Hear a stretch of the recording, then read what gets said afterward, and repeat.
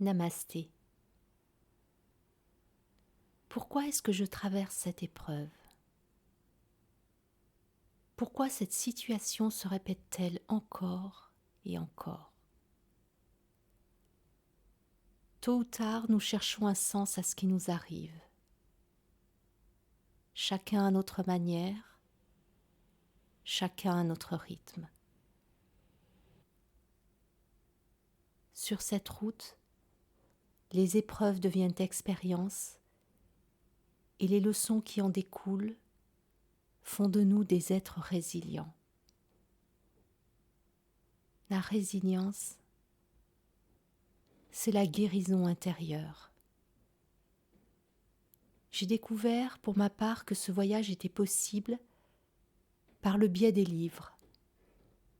Depuis l'âge de 10 ans, je suis fascinée par les récits de personnes qui me donnaient la preuve que les souffrances, physiques ou morales, s'apaisent et se transforment. Mon parcours de développement personnel était enclenché. Il connut des hauts et des bas, des arrêts et des reprises. La rencontre avec le yoga et la méditation marqua un tournant dans mon évolution spirituelle.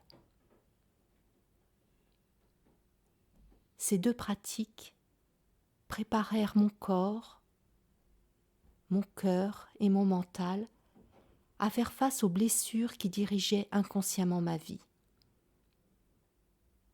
Quelques années plus tard, l'adoption d'un chat fit émerger ma médiumnité.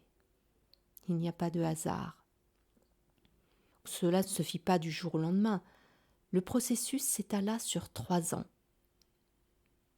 Je me découvris d'abord des facultés télépathiques par le biais de la communication animale et aussi ma capacité à soulager les animaux avec l'énergétique.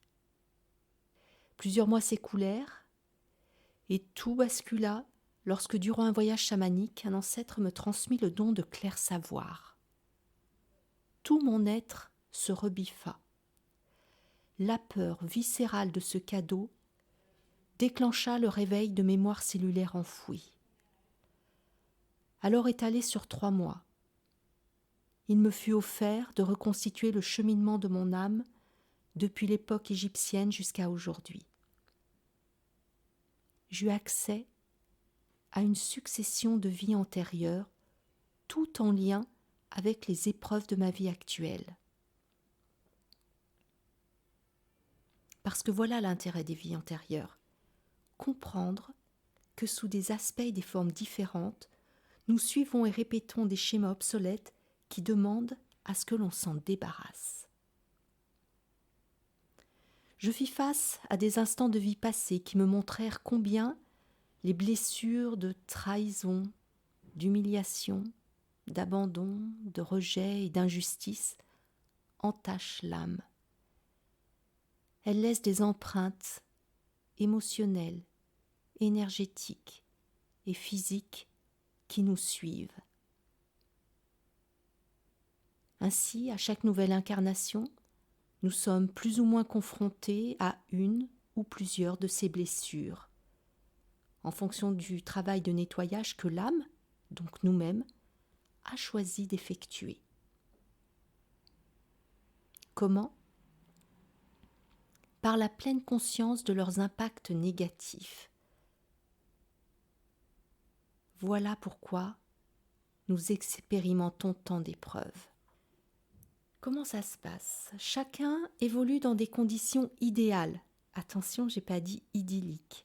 À son plan d'évolution. Que ce soit la condition sociale, les lignées familiales, les caractéristiques physiques, mentales, émotionnelles, le ciel de naissance, l'époque, le pays, etc.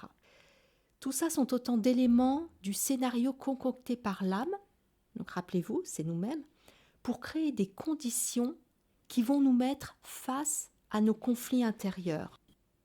Cela se fait par le biais d'interactions relationnelles, qu'elles soient familiales, sentimentales, amicales, professionnelles, ou d'événements.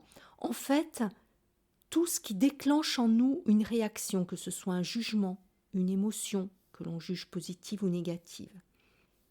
C'est cette réaction, donc quelle qu'elle soit, qui nous renseigne sur ce qui est enfoui en nous. Et en suivant ce fil, on remonte petit à petit vers la blessure originelle. Il ne suffit pas de comprendre les épreuves intellectuellement. La libération karmique s'effectue aussi par les voies énergétiques et émotionnelles. La guérison de l'âme s'étale sur des milliers de vies, mais chacune a son importance. L'évolution de chaque individu, en inspirant d'autres personnes, profite au collectif, parce que dans un cycle vertueux, les expériences individuelles, lorsqu'elles sont partagées, nourrissent le plus grand nombre. Voilà pourquoi je diffuse sur cette chaîne la puissance du yin. Tout est parti de là pour moi. Cette énergie de réceptivité ouvre le cœur, le corps et le mental. Et voilà aussi pourquoi j'ai la capacité à voir les vies antérieures. Parce que pour vivre mon présent, j'ai dû dépasser mon passé. Alors mon cheminement englobait l'accès à ces vies antérieures. Ce n'est pas le cas de tout le monde, mais ce qui fut vrai pour moi l'est aussi pour d'autres personnes. C'est comme cela qu'on est attiré par telle technique et telle personne. Il n'y a jamais de hasard. Chacun évolue à son rythme et en accord avec son plan d'incarnation. Peu importe le temps que ça prend. Nous savons ce qui est bon pour nous, même si on prend des chemins de traverse. Tout n'est qu'expérience. Et pour se connecter à ce qui est le meilleur pour nous, il nous suffit d'accéder à notre espace intérieur pour trouver la réponse. Si vous souhaitez approfondir ce sujet, vous trouverez dans la barre de description, sous la vidéo, le livre que j'ai écrit, Conversation animale. À travers des anecdotes, il rapporte la parole d'animaux recueillis par télépathie et met en lumière les transformations intimes qui en découlent et le lien avec la réincarnation et les vies antérieures.